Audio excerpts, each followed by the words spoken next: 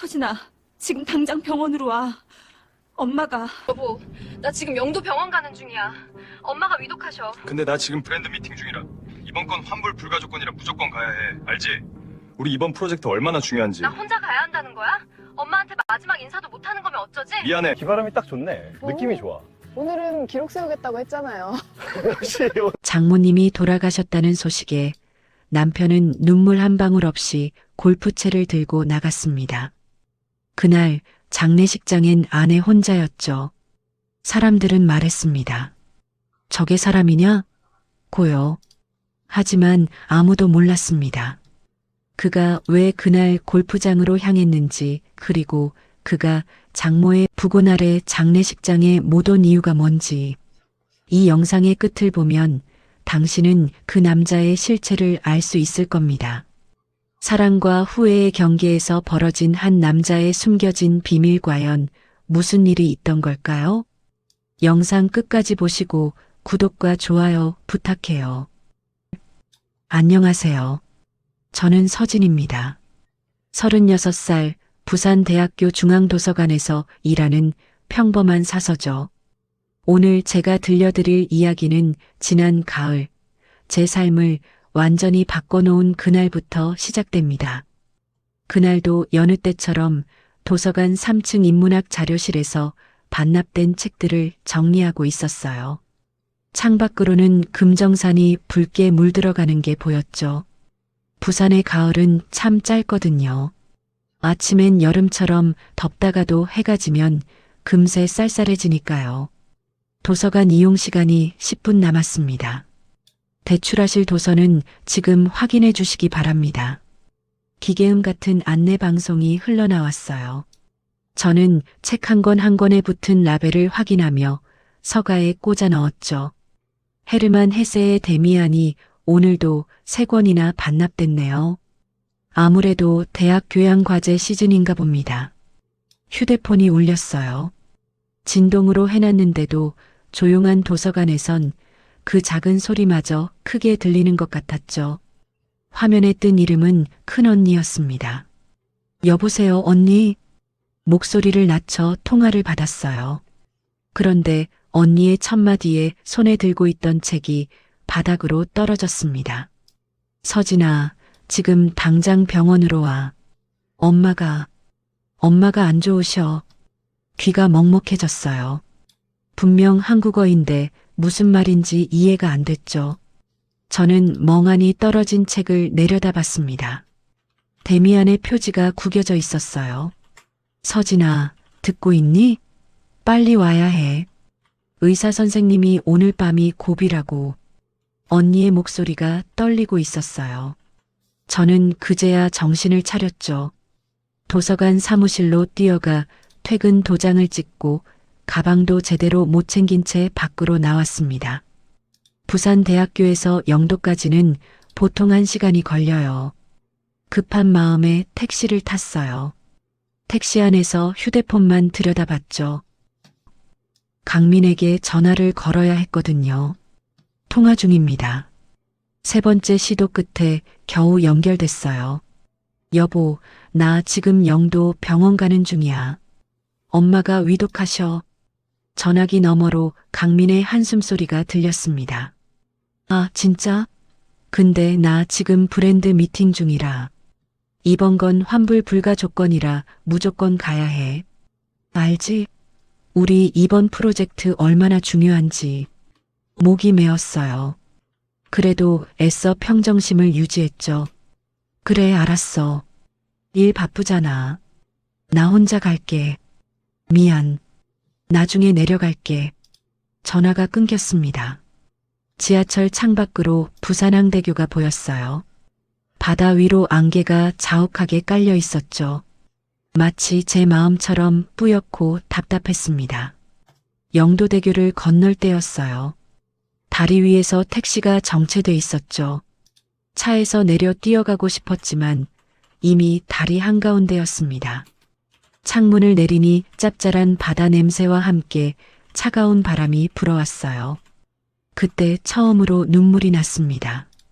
부산에서 태어나 줄곧 이곳에서 살았는데 영도대교가 이렇게 길게 느껴진 건 처음이었어요.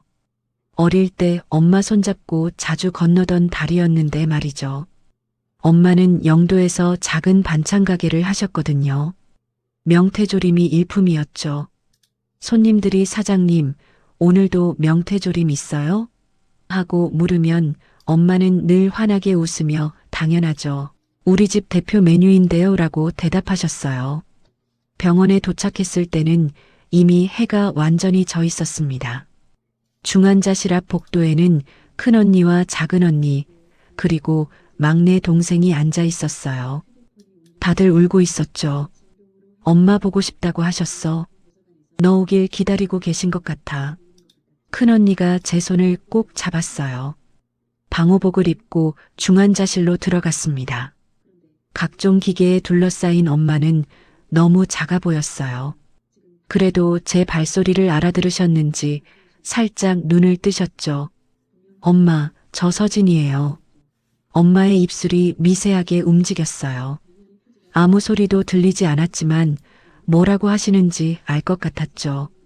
늘 그러셨듯이 밥은 먹었니? 라고 물으시는 것 같았어요. 그날 밤 저는 병원 복도 의자에서 새벽을 맞았습니다. 강민에게서는 아무 연락이 없었어요. 휴대폰을 들여다볼 때마다 괜찮아. 일이 바쁜 거야 라고 스스로를 달랬죠. 하지만 마음 한구석에서는 무언가 금이 가는 소리가 들렸습니다. 아주 작은 소리였지만 분명히 들렸어요.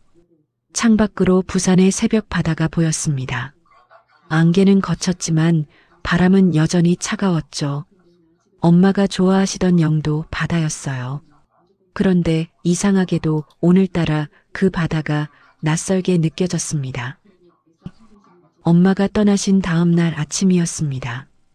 영도 한복판에 있는 장례식장은 이른 시간부터 조문객들로 붐볐죠. 부산 토박이셨던 엄마는 아는 사람이 많으셨거든요. 반찬가게 단골 손님들, 영도 시장 상인들, 그리고 멀리 김해와 양산에서도 친척들이 왔어요. 저는 상주 자리에 앉아 조문객들을 맞았습니다. 검은 상복이 낯설었어요. 큰언니가 제 옆에 앉아 있었고 작은언니는 부의금을 받고 있었죠. 막내는 울다 지쳐서 잠시 쉬러 갔어요. 서진아, 강민이는 언제 온다니? 큰언니가 조심스럽게 물었습니다. 저는 휴대폰을 확인했죠. 오전 7시에 온 메시지가 하나 있었어요. 자기야, 정말 미안. 오늘 라이브 방송이라 못 갈 것 같아. 대신 조에 화환 보냈어. 사진 찍어서 보낼게. 첨부된 사진에는 삼가 고인의 명복을 빕니다. 사위 김강민이라고 적힌 근조 화환이 있었습니다. 화환은 분명 크고 화려했어요. 하지만 그게 전부였죠. 오늘은 바쁘대. 내일 온다고 했어요. 큰언니는 아무 말 없이 고개만 끄덕였습니다. 그런데 문제는 그 다음부터였어요. 아이고, 서진이 아이가. 엄마 돌아가셨다면서? 김해에서 온 둘째 고모가 들어오셨어요. 뒤따라 고모부와 사촌들이 줄줄이 들어왔죠. 고모는 제 손을 꼭 잡으며 눈물을 흘리셨습니다. 그런데 사위는 어디 있노? 강민이는? 순간 장례식장이 조용해졌어요. 친척들의 시선이 제게 쏠렸죠. 저는 애써 미소를 지으며 대답했습니다. 일이 있어서요. 내일 온다고 했어요. 내일? 장모 장례식인데 일이 뭐가 중요하노? 서울 양반들은 다 그런가? 셋째 고모도 거들었어요. 맞아. 우리 때는 상도 있잖아. 부모님 돌아가시면 회사고 뭐고 다 제쳐두고 왔는데 친척들의 수군거림이 커졌습니다. 저는 그저 네, 그렇죠라고만 대답할 수밖에 없었어요. 큰언니가 재빨리 화제를 돌렸죠. 고모, 식사하셨어요? 아래층에 식당 차려놨으니까 드시고 가세요. 오후가 되자 조문객이 더 많아졌어요. 엄마가 다니시던 영도교회 교인들, 반찬가게 옆 미용실 사장님, 심지어 동네 슈퍼 아저씨까지 오셨죠. 그럴 때마다 똑같은 질문이 돌아왔습니다. 사위는 어디 있어? 저는 기계처럼 같은 대답을 반복했어요. 일이 있어서 내일 온대요. 저녁 6시쯤 강민에게서 전화가 왔습니다.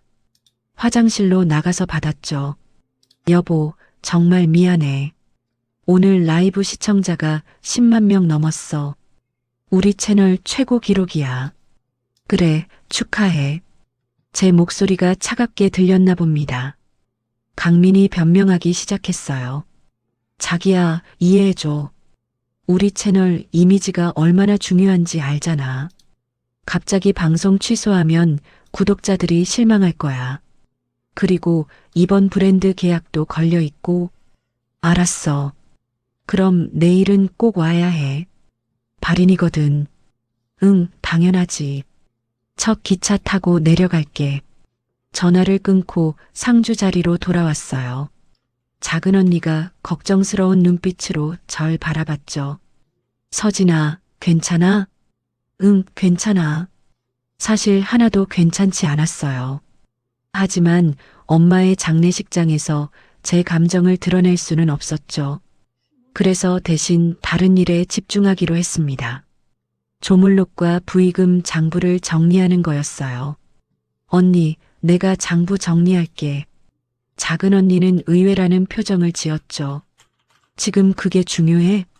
나 원래 이런 거 정리하는 게 습관이야. 도서관에서 맨날 하는 일이잖아. 저는 조물록을 한 장 한 장 넘기며 이름과 소속, 연락처를 엑셀에 입력했어요. 부의금도 봉투 번호와 금액, 누가 냈는지 꼼꼼히 기록했죠. 이상하게도 이런 단순 작업을 하니 마음이 조금 진정됐습니다. 김영순, 영도시장 생선가게 10만 원. 박정희, 영도교회 집사님 5만 원. 이수진, 반찬가게 단골 3만 원. 하나하나 적어가다 보니 엄마가 얼마나 많은 사람들과 인연을 맺고 사셨는지 새삼 느껴졌어요. 반면 강민의 이름은 어디에도 없었죠. 화환 리스트에만 사위 김강민이라고 적혀 있을 뿐이었습니다. 밤 10시가 넘자 조문객들이 뜸해졌어요. 친척들도 대부분 돌아갔죠. 큰언니가 제게 말했습니다. 서진아, 너도 좀 쉬어. 내일 발인이잖아. 언니가 먼저 가. 난 조금 더 있다가 갈게. 혼자 남은 빈소에서 엄마의 영정 사진을 바라봤어요. 사진 속 엄마는 환하게 웃고 계셨죠. 작년 봄에 찍은 사진이었어요. 영도 앞바다를 배경으로 찍었는데 엄마가 제일 좋아하시는 곳이었거든요. 엄마, 강민이는 내일 온대. 꼭 올 거야. 영정 사진에 말을 걸었지만 대답은 없었죠. 당연한 일이었습니다. 새벽 1시쯤 장례식장 직원이 다가왔어요. 상주님, 내일 발인 준비 때문에 여쭤볼 게 있는데요. 사위분도 상주 완장 준비해 드릴까요? 네, 준비해 주세요. 내일 아침에 도착한대요. 직원이 나간 후 다시 장부를 들여다봤습니다. 조문객이 총 287명, 부의금 총액은 1,300만 원이었어요. 모든 걸 정리하고 나니 새벽 2시가 넘었죠. 장례식장 밖으로 나왔을 때 영도의 새벽 바람이 차갑게 불었습니다. 주차장에 세워진 차들 사이로 장례식장이라는 네온 사인이 깜빡이고 있었어요. 문득 이상한 생각이 들었죠. 이게 단순히 일이 바빠서 못 오는 걸까? 머릿속이 복잡해졌습니다. 강민과 결혼한 지 5년 한 번도 이런 의구심을 품어본 적이 없었는데 말이에요. 하지만 오늘 하루 동안 받은 시선들, 친척들의 수군거림, 그리고 텅 빈 상주 자리가 계속 머릿속을 맴돌았죠. 휴대폰을 꺼내 강민의 유튜브 채널을 확인했어요. 오늘 올라온 라이브 방송 클립의 조회수가 이미 50만을 넘었더군요. 댓글도 수천 개가 달려 있었죠. 썸네일에는 환하게 웃고 있는 강민의 얼굴이 있었습니다. 오늘의 브랜드 언박싱? 역대급 선물 대공개. 제목이 그랬어요. 장모의 장례식 날 남편은 선물 언박싱을 하고 있었던 거죠. 저는 휴대폰을 주머니에 넣고 다시 빈소로 들어갔습니다. 내일이면 모든 게 끝날 거예요. 강민도 올 거고 엄마도 편안한 곳으로 가실 거고 저도 다시 일상으로 돌아가겠죠. 그런데 왜일까요? 마음 한구석에서 불안이 커져가는 건 마치 도서관에서 잘못 정리된 책을 발견했을 때처럼 뭔가 제자리에 있지 않은 느낌이 들었어요. 그리고 그 느낌은 단순한 착각이 아니었습니다. 발인이 끝난 다음 날 밤이었습니다. 저는 영도에 있는 친정집에서 짐을 정리하고 있었어요.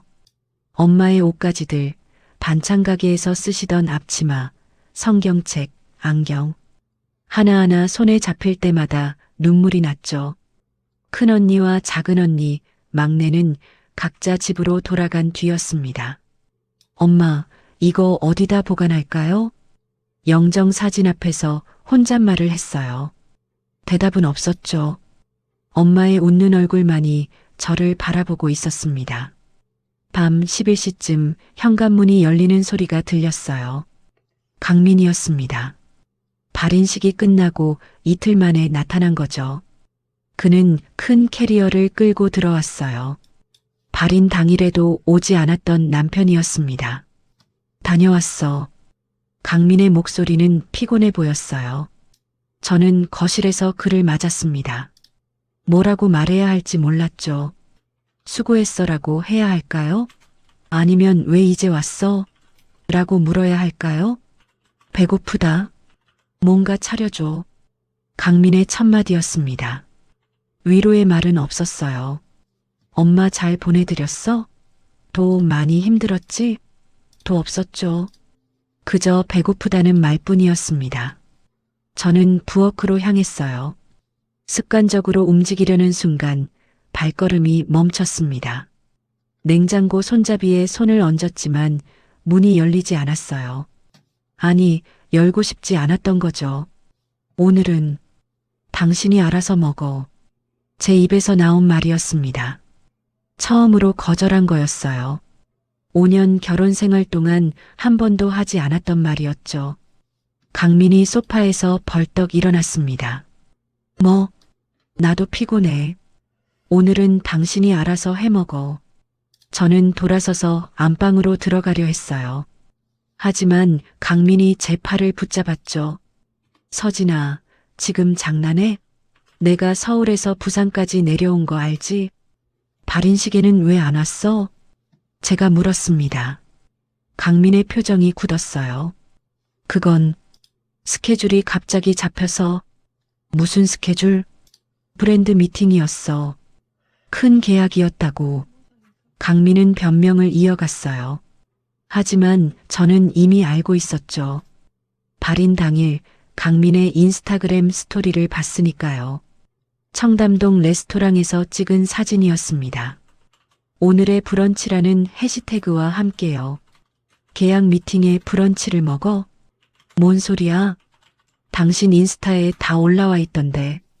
강민의 얼굴이 붉어졌어요. 당황한 표정이었죠. 그건 미팅 전에 먹은 거고.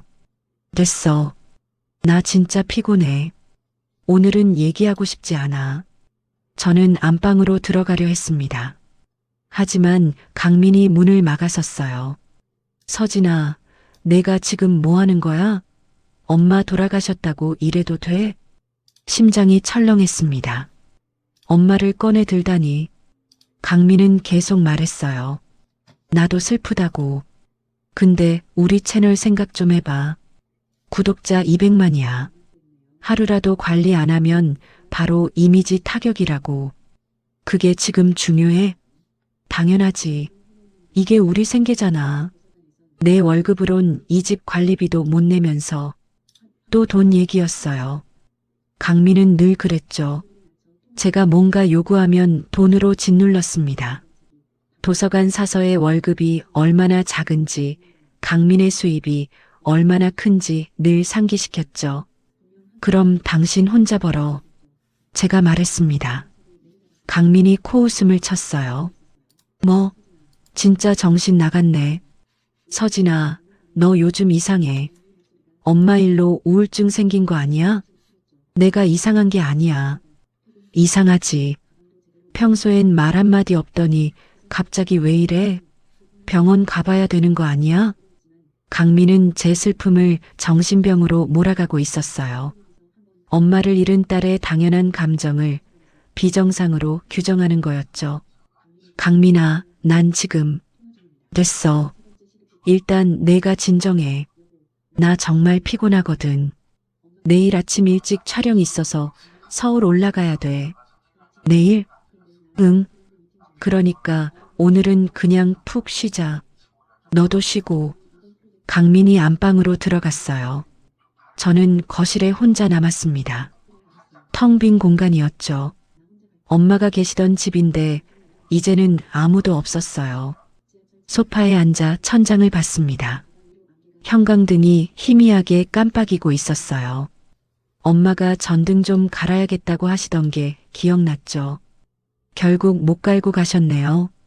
휴대폰을 꺼냈어요. 작은 언니에게 메시지를 보내려다 멈췄습니다. 뭐라고 써야 할까요? 강민이 발인 시계 안 왔어라고 할까요? 아니면 남편이 날 미쳤다고 해라고 할까요? 그때 강민의 휴대폰에서 알림음이 울렸어요. 소파 쿠션 사이에 끼워져 있었죠. 화면이 켜지면서 메시지가 보였습니다. 오빠 내일 촬영 때 그 옷 입고 와요. 완전 잘 어울리던데 하트. 발신자는 수연이었어요. 저는 휴대폰을 제자리에 놓았죠. 아무것도 보지 않은 척했습니다. 안방에서 강민의 코 고는 소리가 들렸어요. 피곤해서 금방 잠든 거죠. 저는 작은 방으로 갔습니다. 원래 제 서재로 쓰던 공간이었어요. 책상 위에 엄마가 사주신 만년필이 놓여 있었죠. 창문을 열었어요. 영도의 밤바람이 들어왔습니다. 멀리 영도대교의 불빛이 반짝이고 있었어요. 엄마랑 자주 산책하던 곳이었죠. 엄마, 나 잘하고 있는 거 맞죠? 작게 중얼거렸습니다. 대답은 없었어요. 당연한 일이었죠. 다음 날 아침 강민은 일찍 일어나 짐을 쌌어요. 저는 침대에 누워 그 모습을 지켜봤습니다. 나가. 다음 주에 내려올게. 응. 아, 그리고 서진아. 강민이 문 앞에서 돌아섰어요. 내 인스타 계정 좀 정리해. 우리 부부 이미지 관리해야 되니까. 어두운 글 올리지 말고. 무슨 어두운 글? 엄마 추모 글 같은 거. 우리 채널 구독자들이 보면 기분 안 좋아해. 밝은 이미지 유지해야 한다고. 저는 아무 말도 할 수 없었어요. 엄마에 대한 추모조차 금지하는 남편 앞에서 말이죠. 강민이 나간 후 저는 휴대폰을 들었습니다. 인스타그램을 켰어요.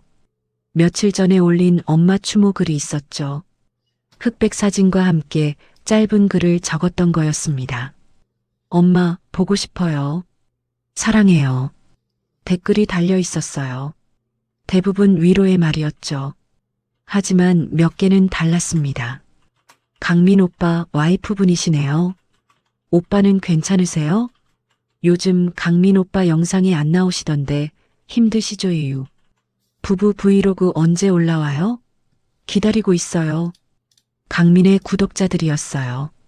그들에게 저는 강민의 아내일 뿐이었죠. 슬픔을 느낄 권리조차 없는 사람이었습니다.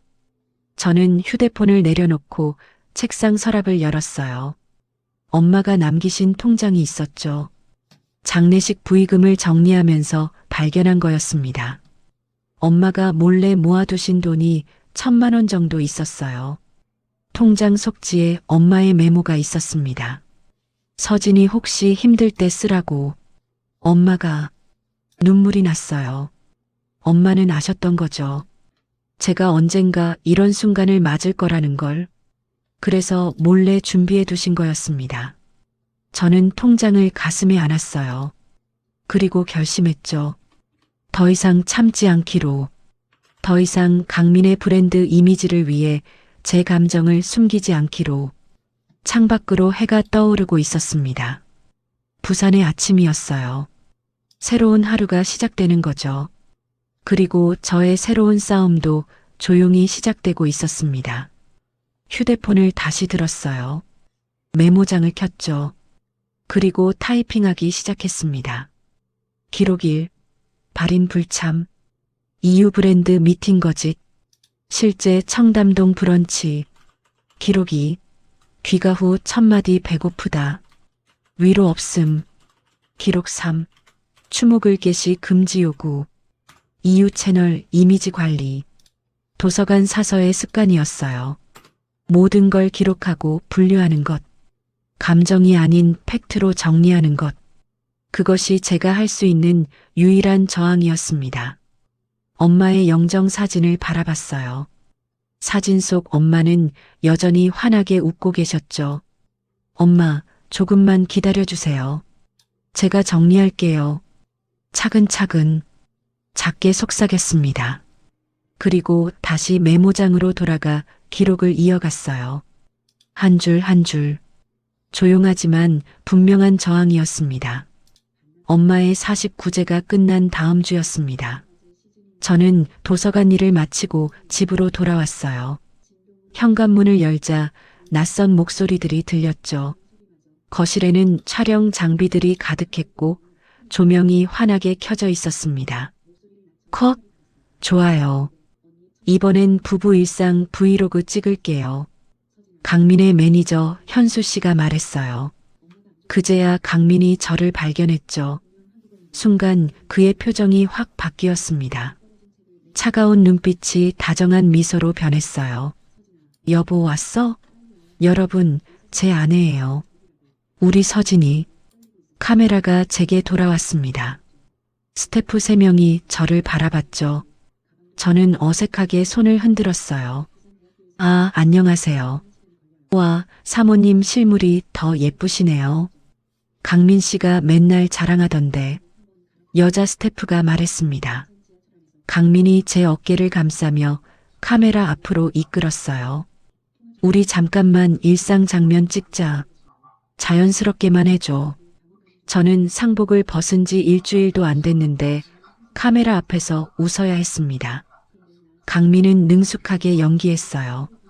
제 머리를 쓰다듬고 볼에 뽀뽀하는 신용까지 했죠. 평소엔 절대 하지 않는 행동들이었습니다. 자기야, 오늘 뭐 먹고 싶어? 내가 해줄까? 카메라 앞에 강민은 완벽한 남편이었어요. 스태프들은 감탄했죠. 두 분 정말 인꼬 부부시네요. 보기 좋아요. 1시간 정도 촬영이 이어졌습니다.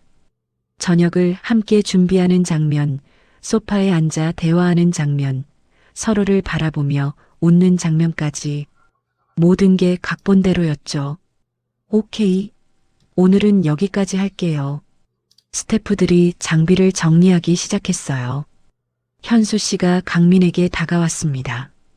형, 내일 오전 10시 스튜디오에서 광고 촬영이요. 까먹지 마세요. 알았어. 수고했어.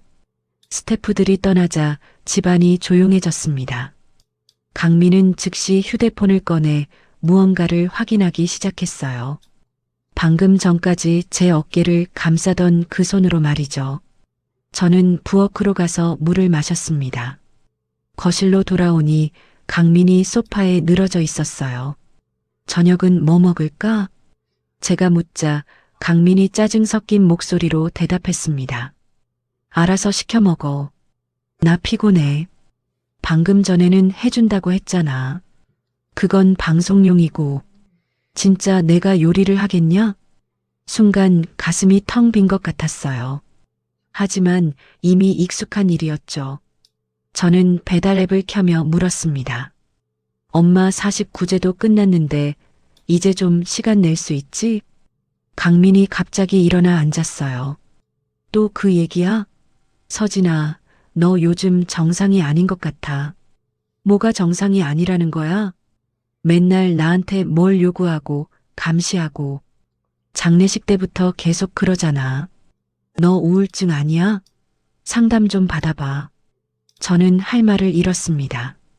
엄마를 잃은 딸의 슬픔을 정신병 취급하는 남편을 어떻게 이해해야 할까요? 강민아, 내가 이상한 게 아니라. 됐어. 나 방에서 쉴게. 오늘 촬영 때문에 진짜 피곤하거든. 강민이 방으로 들어가며 문을 쾅 닫았어요. 저는 소파에 혼자 남았죠. 그때 문득 떠오른 게 있었습니다. 도서관에서 자료를 정리할 때의 습관이었어요. 모든 걸 기록하고 분류하는 것. 감정이 아닌 팩트로 정리하는 것. 저는 조용히 휴대폰을 꺼내 녹음 앱을 켰습니다. 그리고 강민이 있는 방 앞으로 갔어요. 강민아, 잠깐 얘기 좀 하자. 아, 진짜 뭐. 문이 벌컥 열렸습니다. 강민의 표정은 완전히 일그러져 있었어요. 내가 장례식에 못 간 게 그렇게 큰 잘못이야? 돈 벌어오는 게 더 중요하지 않아? 장모 장례식인데. 장모, 솔직히 별로 정도 없었잖아. 1년에 몇 번이나 봤다고. 심장이 쿵 내려앉았어요.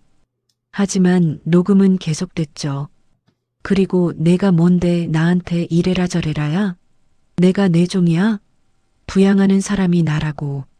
우리 맞벌이잖아. 맞벌이? 도서관 월급이 얼마나 된다고. 내 수입의 10분의 1도 안 되면서. 강민은 계속 쏟아냈어요. 제가 얼마나 쓸모없는 사람인지, 얼마나 부담스러운 존재인지를. 저는 묵묵히 들었습니다. 휴대폰은 모든 걸 기록하고 있었죠. 혹시 다른 사람 있어? 제가 갑작스럽게 물었어요. 강민이 잠시 멈칫했죠. 뭔 소리야? 피해망상도 있냐? 아니, 그냥 물어본 거야. 강민은 코웃음을 쳤어요. 내가 왜 바람을 피워? 너 같은 사람 데리고 사는 것도 감지덕지인데. 더 이상 들을 필요가 없었습니다. 저는 돌아서서 작은 방으로 갔어요. 제 서재였죠. 책상 위에는 엄마의 영정 사진이 놓여 있었습니다. 저는 컴퓨터를 켜고 새 폴더를 만들었어요. 증거자료라고 이름을 지었죠. 그리고 하위 폴더들을 만들기 시작했습니다. 녹취록, 영수증, 계약서, 법인카드 내역, 일정표, 메시지. 도서관에서 자료를 분류하듯이 차분하게 정리해 나갔어요. 먼저 강민의 법인카드 내역부터 찾기 시작했죠. 온라인 뱅킹에 접속하니 지난 6개월간의 사용 내역이 나왔습니다. 청담동 일식당 85만원, 가로수길 와인바 120만원, 강남 호텔 룸서비스 95만원. 혼자 쓰기엔 너무 큰 금액들이었어요. 날짜를 확인해 보니 제가 야근하던 날들과 겹쳤죠. 특히 엄마가 돌아가시던 그 주에도 여러 건의 결제 내역이 있었습니다. 다음은 메시지였어요.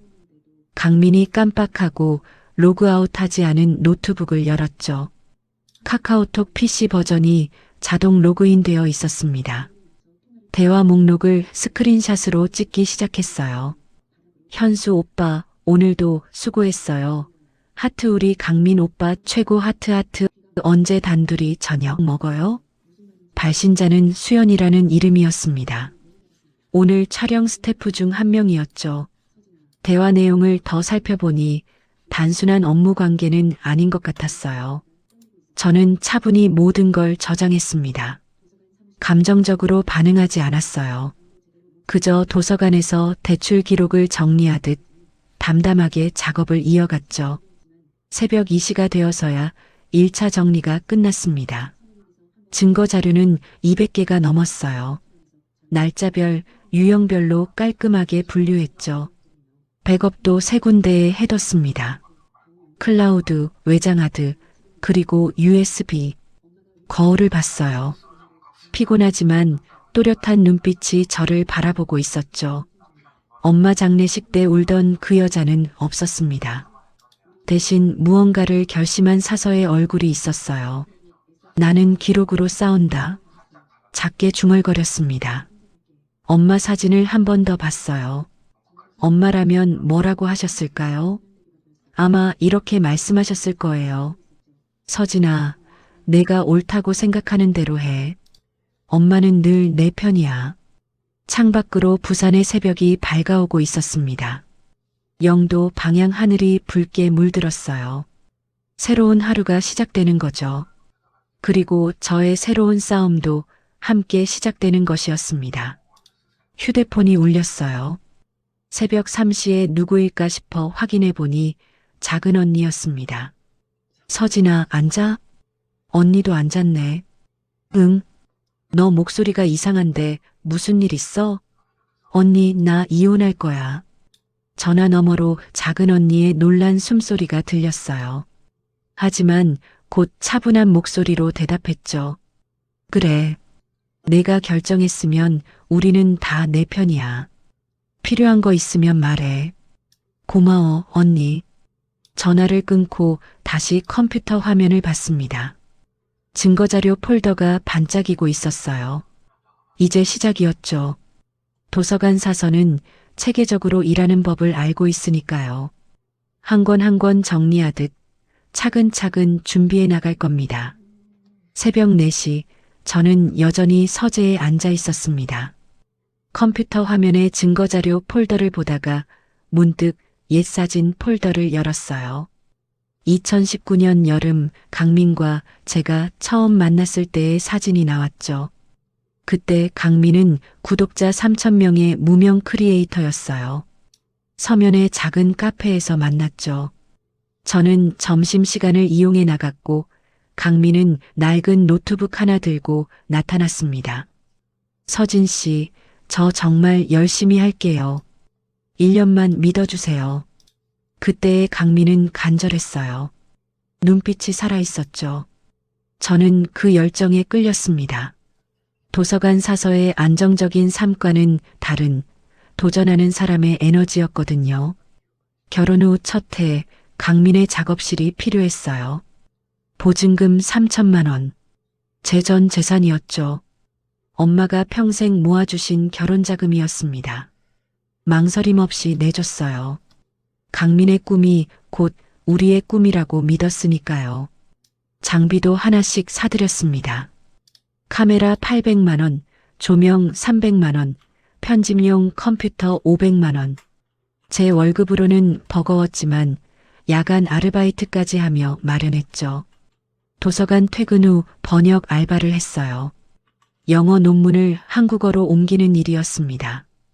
2021년 드디어 강민의 채널이 10만 구독자를 돌파했어요. 첫 광고 수익이 들어왔죠. 저는 정말 기뻤습니다. 우리의 고생이 결실을 맺는 것 같았거든요. 하지만 변화는 그때부터였어요. 강민은 수익이 늘자 소비도 늘렸죠. 명품 지갑, 시계, 골프 클럽. 모두 사업상 필요한 이미지 메이킹이라고 했습니다. 외제차도 샀어요. 리스비 만월 300만 원이었죠. 이게 다 회사 비용 처리되는 거야. 세금 절약이라고. 강민은 당당했습니다. 저는 불안했지만 사업을 모르니 그런가 보다 했어요. 작년부터 도서관에서 새로운 업무를 맡게 됐죠. 부산시 정보공개 포털 관리였어요. 시민들이 요청한 행정문서를 정리하고 공개하는 일이었습니다. 처음엔 어려웠어요. 법률 용어, 행정 용어들이 낯설었거든요. 하지만 차츰 익숙해졌습니다. 세금 계산서 읽는 법, 법인 등기부 보는 법, 재무제표 분석하는 법까지 배웠죠. 선배 사서님이 말씀하셨어요. 서진아, 이런 거 알아두면 언젠가 쓸 일이 있을 거야. 그때는 몰랐어요. 이 지식이 제 무기가 될 줄은. 오늘 밤 강민의 법인 서류들을 찾아봤습니다. 모두 제 이름으로 되어 있었어요. 법인 설립할 때 강민이 신용불량자였거든요. 대표는 제 이름, 실제 운영은 강민. 수익은 강민 개인 계좌로, 책임은 제게로. 내가 키워준 사람에게서 되돌아온 배신. 작게 중얼거렸습니다. 울고 싶었지만 울지 않았어요. 대신 더 꼼꼼히 기록했죠. 창밖이 밝아왔습니다. 부산의 아침이 시작되고 있었어요. 저는 엄마 사진을 한 번 더 봤습니다. 엄마의 반찬 가게도 작게 시작했지만 정직하게 운영하셨죠. 단 한 번도 손님을 속이지 않으셨어요. 이제 알겠어요. 제가 해야 할 일이 무엇인지. 도서관 사서의 꼼꼼함과 엄마의 정직함으로 진실을 밝혀낼 겁니다. 일주일 후, 저는 부산시청 정보공개청구 창구에 앉아 있었습니다. 도서관 점심시간을 이용해 온 거였죠. 제가 대표로 있는 강민의 법인에 대한 모든 서류를 청구했어요. 김서진 대표님 본인 확인되셨고요. 사업자 등록증, 법인 등기부등본, 세금 계산서 발급 내역 모두 나왔습니다. 직원이 서류 뭉치를 건네줬어요. 집으로 돌아와 하나씩 펼쳐봤습니다. 그리고 제가 따로 발급받은 법인카드 세부 사용 내역과 대조하기 시작했죠. 첫 번째 이상한 점을 발견했어요. 엄마 장례식 날 강남의 한 호텔 레스토랑에서 185만 원이 결제되어 있었습니다. 항목은 브랜드 미팅 접대비였죠. 하지만 그날 강민이 보낸 조의 화환 사진의 메타데이터를 확인해 보니 촬영 시간은 오후 2시, 장소는 서울 마포구 사무실이었어요. 두 번째는 더 충격적이었습니다. 작년 제 생일날 강민은 출장이라고 했었죠. 그런데 법인카드 내역엔 제주도 골프장 그린피 60만 원이 찍혀 있었어요. 클라이언트 접대라는 명목으로요. 저는 유튜브 광고 계약서도 하나씩 확인했습니다. 강민이 깜빡하고 서재에 둔 파일들이었죠. A 브랜드와의 계약서를 보니 광고비가 3천만 원이었어요. 하지만 법인 통장엔 2천만 원만 입금되어 있었습니다. 나머지 1천만 원은 어디로 간 걸까요? 더 파고들었어요. 강민의 유튜브 채널을 전수조사했죠. 영상 하나하나의 메타데이터를 추출했습니다. 업로드 시간, 촬영 장소, 편집 이력까지 모두 기록했어요. 그러다 결정적인 증거를 찾았습니다.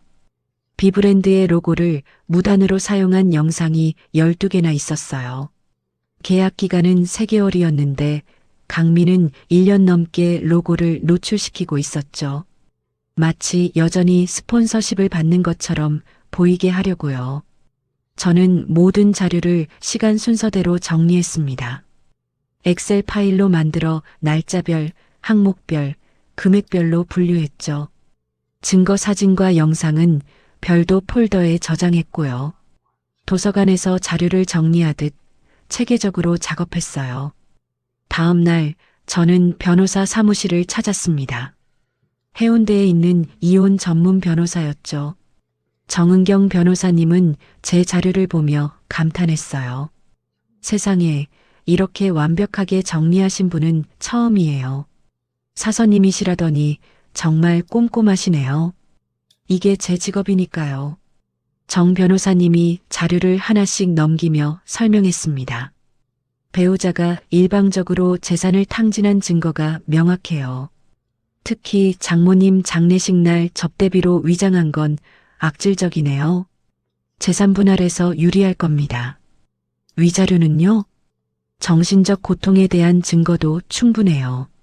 녹취록도 있고 가스라이팅 정황도 뚜렷하고 게다가 회사 자금 유용 의혹까지 있으니 정 변호사님이 계산기를 두드렸어요. 최소 5천만 원에서 1억까지 가능할 것 같습니다. 그리고 법인 대표가 김서진 씨니까 모든 결정권은 사실상 당신에게 있어요. 저는 안도의 한숨을 쉬었습니다. 그동안의 노력이 헛되지 않았다는 생각이 들었죠. 집으로 돌아오니 강민이 거실에서 라이브 방송 중이었어요. 화면 속 강민은 여전히 밝게 웃고 있었죠. 여러분, 오늘도 함께 해주셔서 감사합니다. 내일은 더 멋진 콘텐츠로 찾아올게요. 방송이 끝나자 강민이 소파에 늘어졌어요.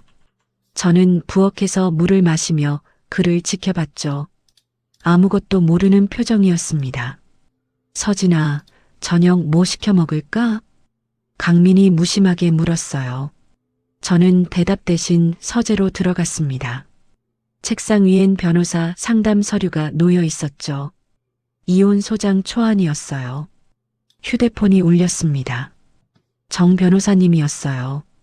김서진 씨, 추가로 확인한 게 있는데요. 남편분이 최근에 새 법인을 설립하려고 했던 흔적이 있어요. 당신 명의 법인에서 자금을 빼돌릴 계획이었던 것 같습니다. 증거가 있나요? 네, 법무사 사무실에 문의 기록이 있어요.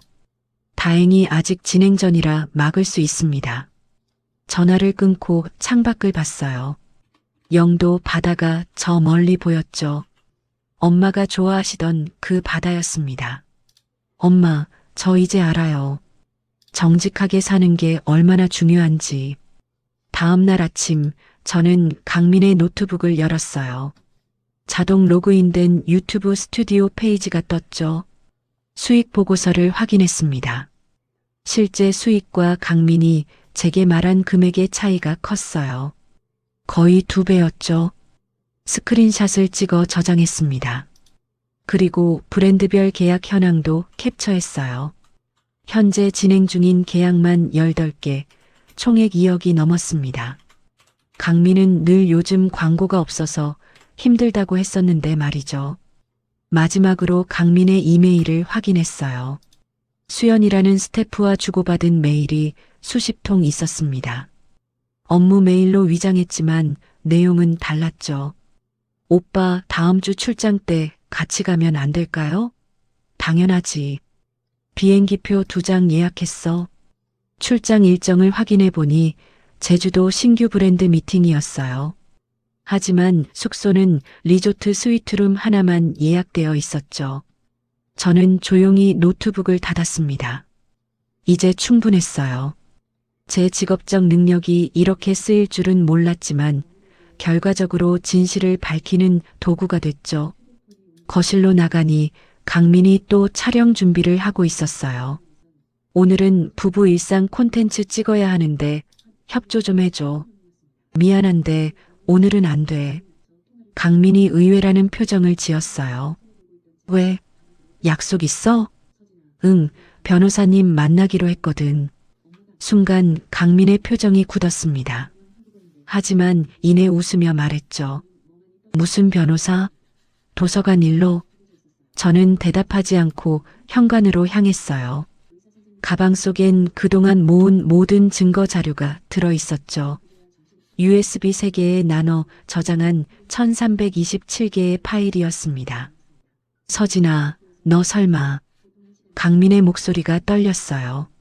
저는 돌아보지 않고 문을 나섰습니다. 엘리베이터 안에서 휴대폰을 확인했죠.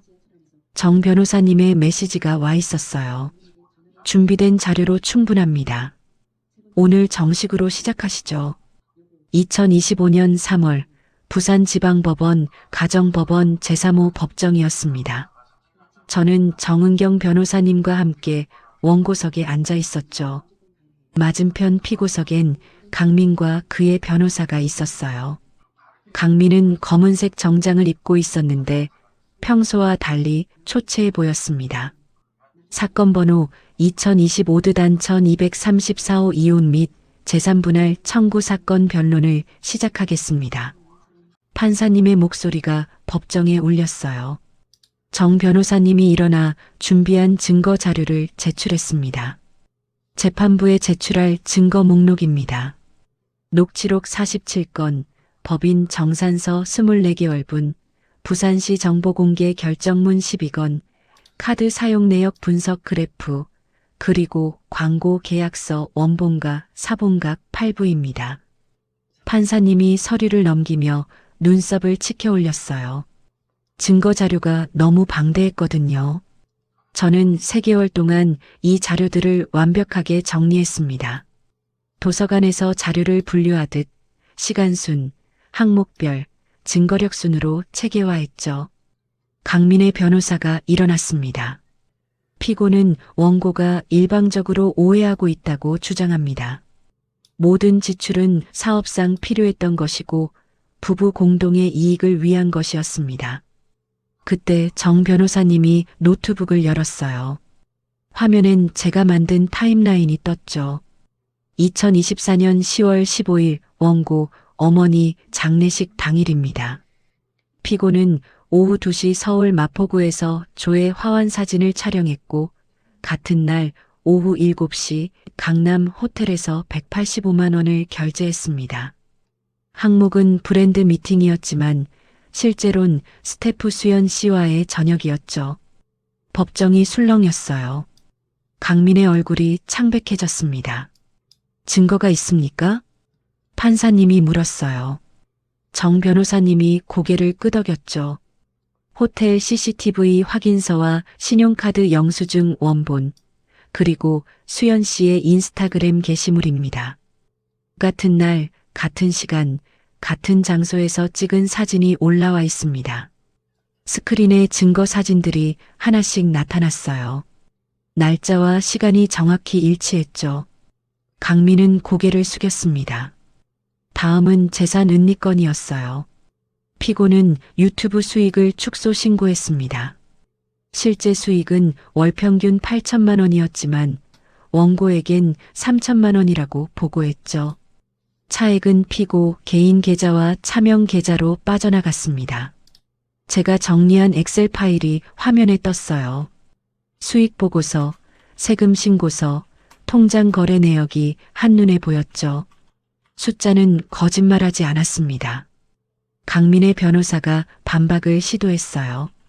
피고는 힘든 시기에 가족을 위해 최선을 다했습니다.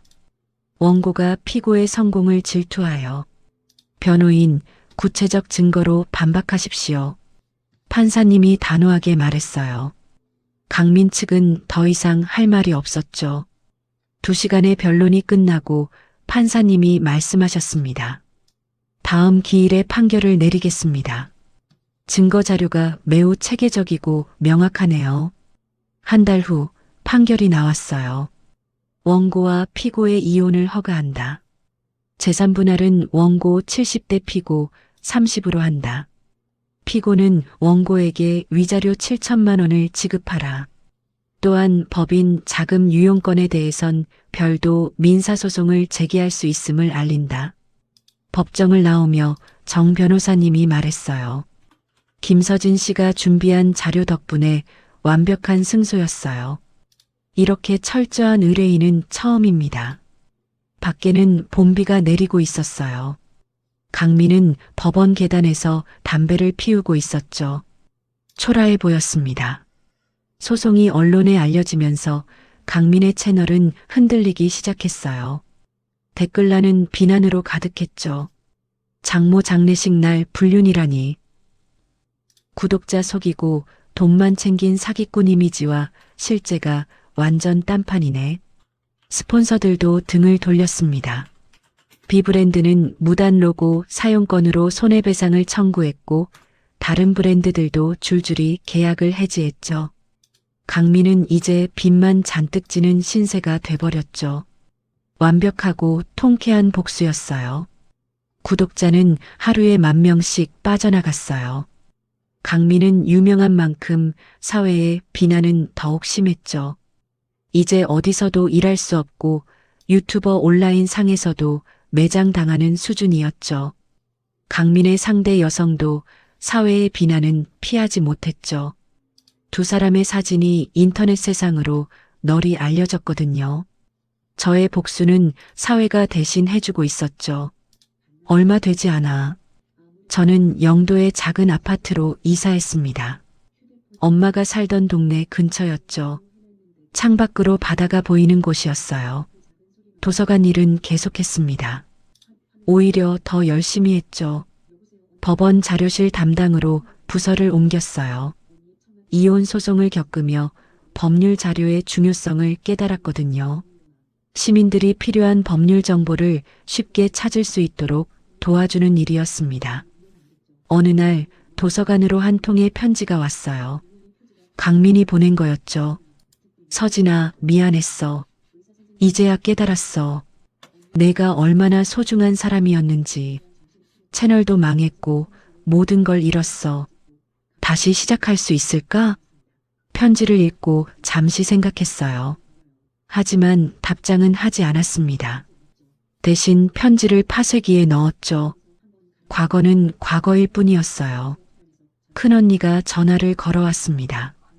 서진아, 잘 지내? 응, 언니. 잘 지내.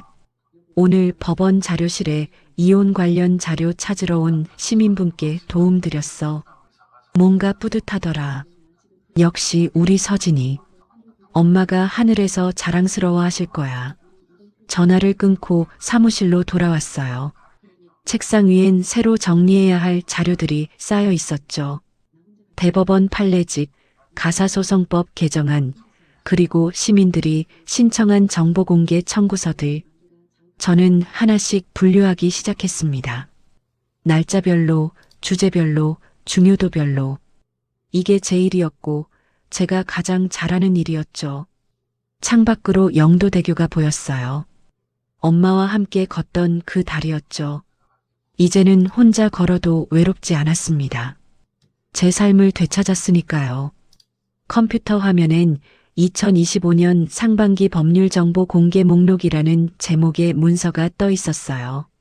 저는 키보드를 두드리기 시작했습니다.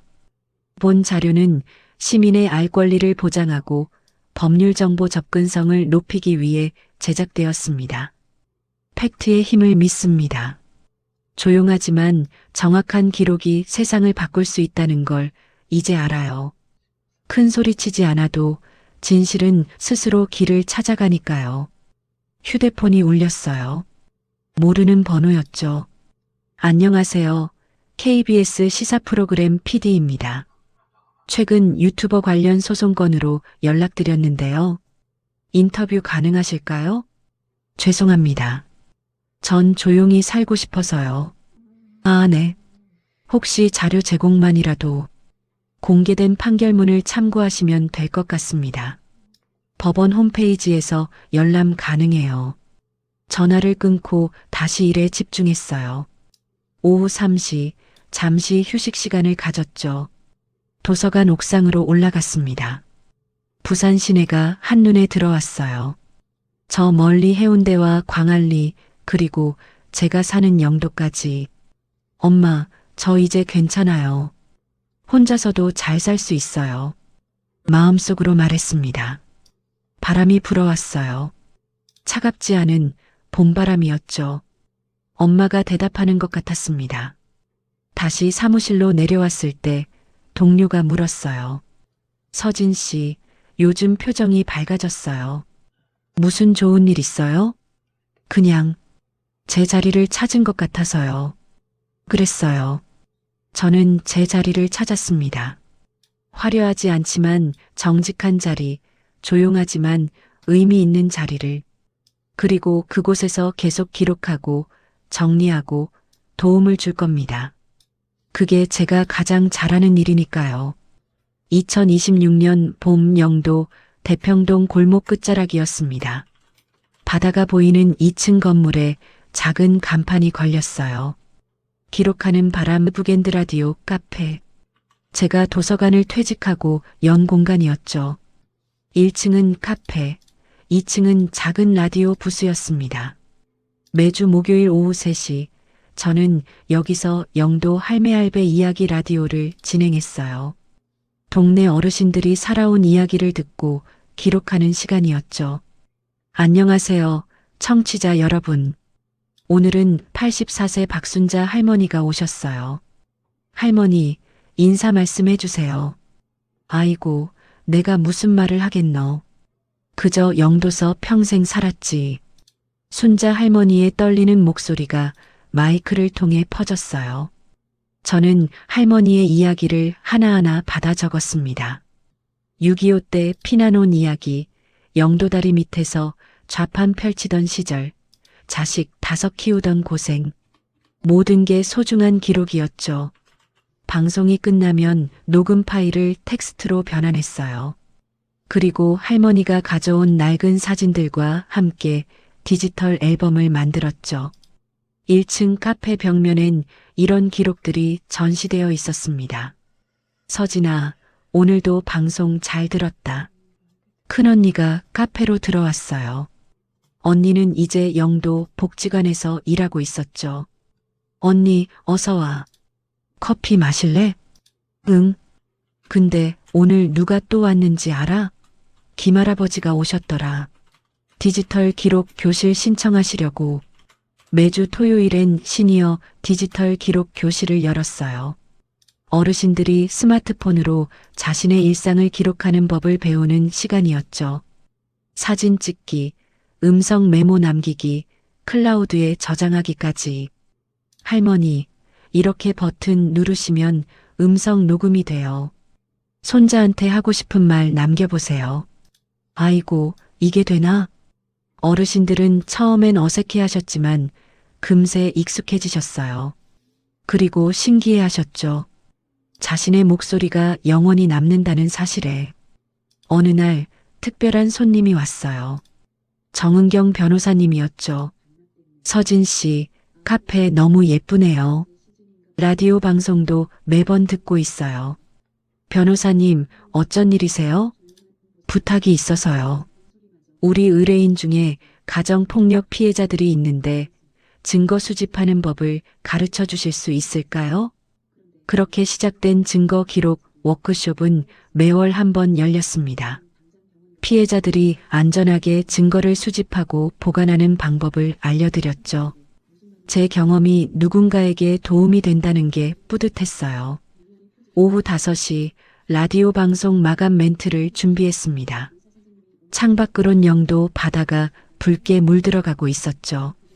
청취자 여러분, 오늘도 함께 해주셔서 감사합니다. 기록은 단순한 글자가 아니에요. 누군가의 상처를 증거로 바꾸고 그 증거는 다시 누군가의 삶을 지켜줍니다. 때로는 작은 메모 하나가, 흐릿한 사진 한 장이 인생을 바꾸기도 하죠. 마이크를 끄고 창밖을 봤어요.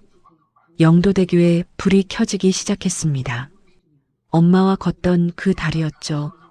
저녁 7시 카페 문을 닫고 집으로 돌아왔어요. 작은 원룸이었지만 제 공간이었죠. 책상 위엔 엄마 사진과 함께 새로 쓰기 시작한 일기장이 놓여 있었습니다. 2026년 4월 15일.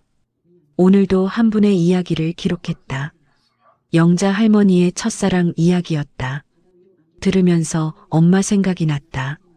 엄마도 많은 이야기를 간직하고 계셨을 텐데. 일기를 쓰다가 잠시 멈췄어요. 그리고 덧붙였죠. 강민과 이혼한 지 1년. 이제야 진짜 내 삶을 사는 것 같다. 화려하지 않아도 조용해도 이게 나다. 누군가의 아내가 아닌 그냥 김서진으로 사는 삶. 휴대폰이 울렸어요. 작은 언니였죠. 서진아, 내일 엄마 기일이야. 같이 가자. 응, 알아. 내가 엄마 좋아하시던 명태조림 해갈게. 다음 날 아침 영도 공원묘지에 갔어요. 언니들과 함께였죠. 엄마 묘비 앞에 명태조림을 놓고 절을 했습니다. 엄마, 저 이제 괜찮아요. 혼자서도, 아니 혼자가 아니에요. 많은 사람들과 함께 살아가고 있어요. 바람이 불었어요. 따뜻한 봄바람이었죠. 나뭇잎이 살랑거리는 소리가 들렸습니다. 엄마가 대답하는 것 같았어요. 카페로 돌아오니 손님들이 기다리고 있었어요. 오늘의 첫 손님은 젊은 여성이었죠. 손에 서류 뭉치를 들고 있었습니다. 저 이혼 준비 중인데요. 증거 정리하는 법 좀 알려주실 수 있나요? 저는 따뜻하게 미소 지었어요. 그럼요. 차 한잔하면서 천천히 이야기해요. 괜찮아질 거예요. 그녀를 2층 상담실로 안내했습니다. 제가 걸어온 길을 이제 다른 누군가가 걷고 있었죠. 저는 그 길잡이가 되어드릴 수 있었어요. 저녁이 되자 라디오 부스로 올라갔습니다. 오늘의 마지막 방송이었죠. 청취자 여러분, 기록하는 바람의 김서진입니다. 누구나 인생에서 아니오라고 말해야 할 순간이 있어요. 그 한마디가 어렵지만 그날부터 비로소 진짜 인생이 시작됩니다. 오늘도 자신의 이야기를 기록하세요. 그게 바로 당신의 역사니까요. 방송을 마치고 창밖을 봤어요. 영도 바다 위로 달이 떠올랐죠. 잔잔한 파도 소리가 들렸습니다. 평화로웠어요. 엄마, 오늘도 잘 살았어요. 그럼 오늘 이야기는 여기까지입니다. 영상을 시청해주신 모든 분들 감사합니다. 이상 저는 AI 나레이션 진아였습니다. 구독과 좋아요 부탁드립니다.